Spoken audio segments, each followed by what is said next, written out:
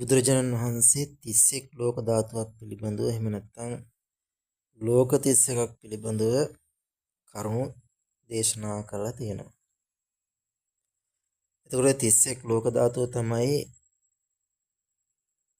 නිරය, പ്രേත ලෝකය, ඒ වගේම අසුර ලෝකය, තිරිසන් ලෝකය, මනුස්ස ලෝකය සහ ඉතින් ඉහළට දිව්‍ය ලෝක 6, ඒ වගේම ඉතිනුත් ඉහළට තියෙනවා බ්‍රහ්ම ලෝක 20. ඒතර මෙන්න මේ ලෝක ටික එකතුව තමයි 31 ලෝකය කියන්නේ. ඒතර මනුෂ්‍ය ලෝකේ ඉන්න මිනිස්යන්ට අපිට අපේ ඇස්වලට මිනිස්යන්ගේ ඇස්වලට මේ හැම ලෝකයක්ම පේන්නේ නැහැ. සමහර ලෝක පේනවා. දැන් අපිට නිරතුරුවම දකින්න පුළුවන් ලෝකේ තමයි තිරිසන් ලෝකය. නිරතුරුවම දකින්න පුළුවන් ලෝකේ තමයි තිරිසන් ලෝකය. പ്രേත ලෝකයක් දකින්න පුළුවන් අය පේන අය ඉන්නවා. අසුර ලෝකයක් එහෙමමයි. නිරය නම් ලේසියෙන් පහසුවෙන් මනුෂ්‍ය ලෝකෙ ඉන්න කෙනෙක්ට දැක ගන්න බෑ. නමුත් දැකපු අවස්ථා නැතුවමත් නෙවෙයි. ඒ වගේම දිව්‍ය ලෝකත් එහෙමම තමයි. එතකොට අද මම කතා කරන්නේ දිව්‍ය ලෝක 6 ගැනවත් ඊට එහා තියෙන බ්‍රහ්ම ලෝක 20 ගැනවත් නෙවෙයි. මම කතා කරන්නේ මනුස්ස ලෝකයට සමාන්තරව පවතින. කියන්නේ දැන් අනිත් ලෝකවල දැන් දිව්‍ය තලවලදී එහෙම සමාන්තර බවක් නැහැ. නමුත් අර මනුස්ස ලෝකයේදී මනුෂ්‍ය ලෝකයේ තුල එහෙම නැත්නම් මනුෂ්‍ය තලය තුල සමාන්තරව පවතින තව ලෝක 3ක් තියෙනවා. එකක් තමයි තිරිසන් අපාය, තිරිසන්නු, ඊළඟට പ്രേත ලෝකය සහ අසුර ලෝකය, යක්ෂ ලෝකය. මේ තුන තමයි මේ අපි මේ ජීවත් වෙන අපි අපට පරිසරයේම අපේ හැට ගෝචර වෙන සහ නොවන ලෝක තුන. එතකොට නිරේ තියෙන්නේ මනුෂ්‍ය තලයට වඩා ටිකක් පහළින්. ඒතර නිරේ ගැනත් නේ මම කතා කරන්නේ මෙන්න මේ ලෝක තුන ගැන. සහ මනුෂ්‍ය ලෝකයේත් එක්ක 4යි මෙන්න මේ ලෝක 4 ගැන තමයි කතා කරන්නේ. එතකොට විශේෂයෙන් මේ කාරණාව අර සමාන්තරවම ඉන්නේ දැන්. හරියට කිව්වොත් අපි අර සතර අපායක කටමුල තමයි ඉන්නේ. කියන්නේ අපි මේ ජීවිතය ගත කරගෙන යන විදිය අනුව මරණාසන්න මොහොතේදී ඉස්මතු වෙන සිතුවිල්ලට අනුව තමයි මේ ලෝක 31 ලෝක ධාතුව තුළ නැවත කොහෙරි තැනක එක ලෝකයක උප්පත්තිය ලබන්නේ. එතකොට වර්තමානයේ වෙනකොට මම කරපු ගවේෂණයත් එක්ක මම දැකපු කාරණාවක් තමයි මේ බොහෝ කොට මිනිස්සු තිරිසන් අපායට, പ്രേත ලෝකයට, අසුර ලෝකයට කියන මේ ලෝක තුනට බොහෝ කොට මේ වර්තමානයේ මිනිස්සු වැටෙන්න තියෙන ප්‍රවණතාවය වැඩි.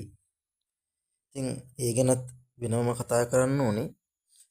ඉතින් කොහොම වුණත් මනුස්ස ලෝකයේ ගත්තයින් පස්සේ දැන් අපි මිනිස්සු පරමායුෂ හැටියට අපි දන්න කාරණාවක් තමයි අවුරුදු 120ක් මිනිස්සෙක්ට ආයුෂ වින්දනය කරන්න පුළුවන්.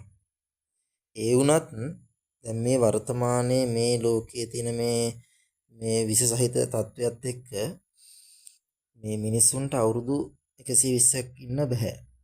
සමහරවිට අවුරුදු 50 වෙද්දී ජීවිතයෙන් සමගන්න. ඉතින් ඒ නිසා ඒ ආයු රේට් එකත් අපි 120 කිව්වට 120ම ඉන්න තරම් මිනිස්සුන්ට වාසනාව පින කියන එක අවශ්‍යයි කියන එක නැහැ. ඉතින් තියෙන දෝෂත් එක තමයි ගැටලු වෙන්නේ. ඉතින් කොහොම වුණත් දැන් මනුෂ්‍ය ලෝකයේ අපි දැන් ඒ කාරණා ටික හැම කෙනාම වගේ දන්න දෙයක්. ඊළඟට මේ තිරිසන් අපාය. දැන් මිනිස්සුයෝගෙන් පස්සේ එක වර්ගයක්නේ. හැබැයි තිරිසන් අපාය එහෙම නැහැ. තිරිසන් අපායේ විවිධ ඉන්නවා. දැන් බල්ලු ලෝක, බල්ලු කියලා වෙනම තිරිසන් කට්ටියක්. ඊළඟට පූසෝ කියලා වෙනම කොට්ටාශයක්. කරපොත්තු, කූඹි, මදුරුවෝ, අලි, වලස්සු, කොටි. ඊළඟට ජලයේ ගත්තයින් පස්සේ විවිධාකාරයේ මාළු, කොරලි, හුරුල්ලෝ, හුංගෝ ආදී විවිධ නම් ඩොල්ෆින් කියයි, මෝරු කියයි නේ. විවිධාකාරයේ අපි දන්න අය තමයි ඔය. ඒ වුණාට තිරිසන් අපාය කියන්නේ හරිම සංකීර්ණයි. අපි තාම දන්නේ බොහොම පොඩ්ඩයි තිරිසන් අපාය ගැන. නමුත් ඊට වඩා සංකීර්ණ කාරණාවක් තමයි මේ තිරිසන් අපාය කියන්නේ. ඒ වගේම තමයි මේ තිරිසන් අපායේ ඉන්න අපේ මේ ඇහැට පේන්නේ නැති සත්වයෝ. ඒ කියන්නේ මේ අපේ මේ පියවි ඇහැට පේන්නේ නැති ඒ ඔය මේ කාච දාලා බලන්න ඔය අනිවීක්ෂ වගේ දේවල් වලින් බලන්න පුළුවන් ඒ වගේ සත්තු කොටසක් තිරිසන් සත්තුත් ඉන්නවා. එතකොට මේ තිරිසන් ලෝකය කියන්නේ හරි සංකීර්ණ තැනක්. ඒතර මේ වගේ ආයුර්වේදයට ගත්තාන් පස්සේ දැන් මනුස්ස ලෝකේ නම් සාමාන්‍ය අවුරුදු 120ක් වගේ කියන්නේ 120ක් වගේ තමයි පුරමායුෂ. එතකොට ඒකත් වෙනස් වෙනවා කර්මය අර හැමදේම බලපාලා ආයුෂෙත් එහෙම වෙනවා. හැබැයි තිරිසන් අපායත් අර මෙච්චරයි කියලා කියන්න බෑ. බල්ලෙක්ගේ ආයුෂ අවුරුදු 15ක් 20ක් අතර වෙන්න පුළුවන්. ඊළඟට ඉබ්බෙක් අවුරුදු 300ක් ඉන්නවා කියලා කියනවා. එතකොට කූඹියෙක් පුංචි කාලයක් වෙන්න පුළුවන්. ඊළඟට මදුරුවෙක් ඊට චූටි කාලයක් වෙන්න පුළුවන්. එක එකනේ. ඒක අර කියන්න බෑ. සමහරලාට ඉපදිලා අනිත් පැත්තට මැරෙනවා. අනිත් පැත්ත වෙද්දී ඒ උපදින එයා උපදින ඒ ජාතිරණුව අනිත් පැත්තට තපර කීපයක් මරණයටපත් වෙනවා. ඉතින් මේ කාරණාවේදී එකක් තේරුම් ගන්න ඕනේ අපේ මනුෂ්‍ය ලෝකයේ තියෙන අවශ්‍යයි තිරිසන් අපාය කියන තැන තියෙන අවශ්‍යයි වෙනස්. දැන් කොහොම පැහැදිලිව තේරුම් ගන්න ඕනේ. ඔයාලා ටික කල්පනා කරලා බලන්න ඔය මං කිව්ව විදිහට දැන් අපි කියනවා මේ තිරිසන් ලෝකෙ ඉන්න බල්ලෙක් මිනිස්සෙක් වෙලා හිටපු කෙනෙක් තිරිසන් ලෝකෙට වැටලා දැන් බලුවාත්මික ඉන්නේ. ඒතර මනුෂ්‍ය ලෝකෙද්දී ඇත්තටම පරමාවුෂ අවුරුදු 120යි. හැබැයි මනුෂ්‍ය ලෝකෙද්දී අවුරුදු 80ක් විතර ජීවත් වුණා. හැබැයි දැන් තිරිසන් අපාය දැන් බල්ලෙක් වෙලා තමයි මෙයා ඉන්නේ. එතකොට බල්ලා අපි දන්න තරමින් කිසිම කර්ම දෝෂයක් කිසිම ගැටලුවක් එන්නේ නැතුව එයා උපරිම ආයුෂ ගියොත් අවුරුදු 15 24 වෙද්දී ඉවරයි. එතකොට ආත්ම 500ක් කියන්නේ කීයද කියලා බලන්නකෝ. ඒතර ආත්ම 500ක් කියන්නේ කීයද? ආත්ම 500ක් කියන්නේ දැන් ඔය මේ අවුරුදු 20 500ක් බලමුකෝ. එතකොට 20 500ක් වැඩි කරලා බැලුවෙන් පස්සේ කීයද? 10000ක් වගේ තමයි ඉන්නේ. 10000ක් වගේ ඉන්නේ. ඒතර බලන්න කොච්චර ආයුෂ කාලයක්ද කියලා. මනුෂ්‍ය ලෝකෙත් ඒක ගත්තයින් පස්සේ. එතකොට තව වෙනස් වෙනවා. දැන් මధుරයක් වෙලා යම් කිසි කාලයක් එක දිගට ඒ ලෝකෙම ඒ මధుරවා කියන ඒ කුලයේම ඉපදුනොත් එහෙම නැත්නම් තවත් චූටි සත්තු ඉන්නෝනේ. කියන්නේ දවස් 6-7 ජීවත් වෙන අය. එතකොට ඒ කාලවකවානුත් එක්ක පස්සේ ඒ අවුරුදු 500ක් හිම ගත්තොත් සාමාන්‍ය මනුෂ්‍ය ලෝකයේ අවුරුද්දක් එකමාරක් දෙකක් වගේ. එතකොට ඔය ආයුෂ කාලය අර මනුෂ්‍ය ලෝකයේ වගේ ස්ථිර වශයෙන් මෙන්න මෙච්චර කාලයක් කියලා කියන්න බෑ. ඒ එක කුල වලට අනුව වෙනස් වෙනවා. සහ කර්මයක් එක්කත් අර ඉන්න ඕනේ කාලේ එහෙම නැත්නම් දැන් අපි හිතමු මනුස්ස ලෝකේ අවුරුදු 120ක් නමුත් අවුරුදු 5ෙදිම නැති වෙනවා. අවුරුදු 15ෙදි නැති වෙනවා. අවුරුදු 25ෙදි 35ෙදි වගේ නැති වෙනවා. ඒකට පරමායුෂ විඳින්නේ නැහැ. කර්මයක් එතනට ඇවිල්ලා තියෙනවා. ඒ වගේ අර තැන් වලත් සමහර අවස්ථාවන් වලදී කර්මයක් බලපානවා. බල්ලෙක් වෙලා ඉපදුනා. හැබැයි මාසෙ දෙක හිටියේ නැති වුණා. කර්මයක් තියෙනවා. සමහර බල්ලෝ ඉන්නෝ අර උපරිම අවුරුදු 15 20 වගේ කාලයක් ජීවත් වෙන බල්ලොත් ඉන්නවා. එතකොට ඒකටත් එතනදිත් කර්මය බලපානවා. ඊළඟට പ്രേත ලෝකත් කොහොමම තමයි. ඒ പ്രേතයන්ගෙත් මේ වගේ ස්වභාව මේ වගේ අය කියලා කියන්නත් බෑ. ඒක විවිධාකාරයේ තමන්ගේ කර්මයත් එක්ක ඒවත් වෙනස් වෙනවා. එතකොට ඒක පරමාවුෂ මෙච්චරයි කියලා කියන්න බෑ. සමහරලාට දවස් දෙක තුන වෙන්න පුළුවන්. පැය ගාණක් වෙන්න පුළුවන් මනුෂ්‍ය ලෝකෙ. මම කියන්නේ මනුෂ්‍ය ලෝකේ පැයත් එක්ක පැය ගාණක් වෙන්න පුළුවන්. මනුෂ්‍ය ලෝකයෙන් දවස් දෙක තුනක් වෙන්න පුළුවන්. එහෙම නැත්නම් මනුෂ්‍ය ලෝකෙන් අවුරුදු 100 200 වෙන්නත් පුළුවන්. එහෙමත් තියෙනවා. සමහර අයගේ කර්මයේ තියෙන බරපතලකම නිසා. ඉතින් പ്രേත ලෝක කියන තැනත් හරීම අවදානං තැනක්. සහ මෙහෙමයි කියලා හරියට විස්තරයක් කියන්න පුළුවන් තැනකුත් නෙමෙයි. ඊළඟට තමයි අසුර ලෝකය. අසුර ලෝකය කියන්නේ එහෙමම තමයි. හැබැයි එයාලා එක්තරා අසුර කොට්ටාසයක්. යක්ෂ කොට්ටාසයක්.